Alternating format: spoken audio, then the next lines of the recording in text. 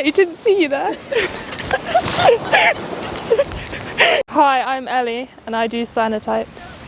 My project is called Polluted Waterways and I'm using like the cyanotype process to create my work. So I'm creating like aesthetically abstract pieces, but like the meaning behind them is they're created with like beaches that are technically classed with like poor water quality.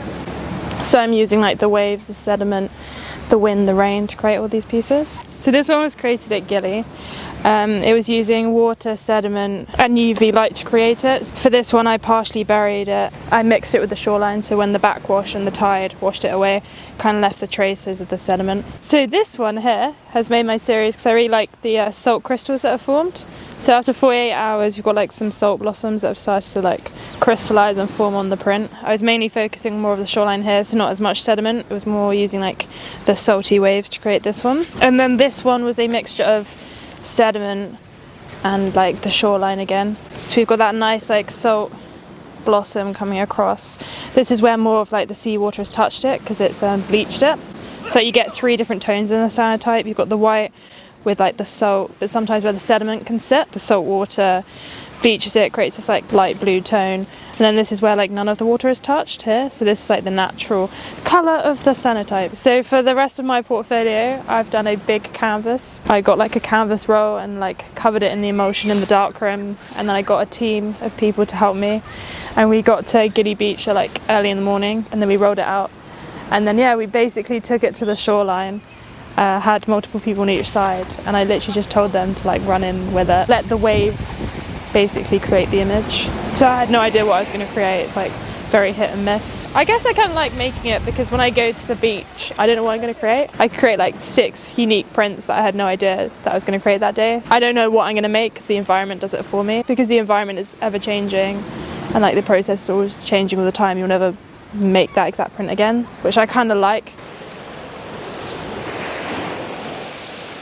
My name's Gabby. My 3rd year project is on survivors of sexual assault, so I've mostly focused on photographing them in their safe spaces and learning more about their healing processes because each person after going through such a traumatic event has their own story and I think each one should be shared.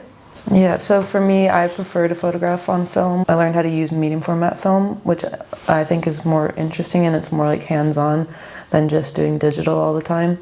I also think it's more of like a nicer process because you get to meet people while you're developing film that you wouldn't normally talk to if you're doing digital and like by yourself. Like you have to go into campus and share each other's like projects so you get more inspiration from other people's work. For the exhibition I'll also include more information on sexual assault itself and like how people can get help if they need to, if they feel like they've been a victim of this. And also just shed a light to people that don't understand it or haven't necessarily dealt with it themselves or know somebody that's dealing with it so they can help someone. Hi, I'm Chloe and this is my project Lido's Pastory Collection. I've always really enjoyed swimming and I feel like this project is about my love for water. I've recently found a new love for Lidos. Lidos are open water swimming pools that are found in the UK. A lot of them were built in the 1930s and they have the most beautiful Art Deco architecture. So this project is celebrating my love for water and appreciation for these spaces that are underused. A lot of Lidos were built after the war. They were used as a holiday resort for people to go to. So over the summer, that would be people's holiday locations. When it became more affordable to go abroad in like the 70s onwards, a lot of these places weren't being used and they had to be closed down. In London, there was over 50 Lidos and by the end of the 90s, there was only about 10 left. I have been inspired by cyanotypes. I initially wanted to do all of my prints as cyanotypes, but I just couldn't quite get the detail in the photos that I wanted. So I was inspired by the blue monochromatic palette and I was able to create this into a digital preset. So all my images have this beautiful blue aesthetic. The question is, are you excited for the exhibition? I'm really, really excited for the exhibition. You feel threatened that Ellie...